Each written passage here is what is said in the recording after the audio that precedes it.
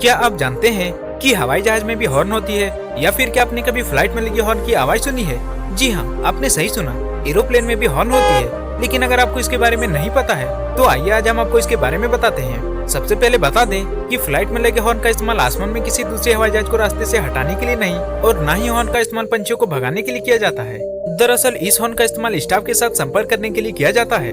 ये horn flight के landing gear के कंपार्टमेंट में लगा होता है और इस बटन के ऊपर GND लिखा होता है। अगर फ्लाइट की उड़ान भरने से पहले उसमें कोई खराबी आती है या फिर कोई इमरजेंसी की स्थिति आ जाती है तो उस समय प्लेन के अंदर बैठे हुए पायलट हॉर्न को बजाकर वर्कर्स को अलर्ट मैसेज भेज देता है।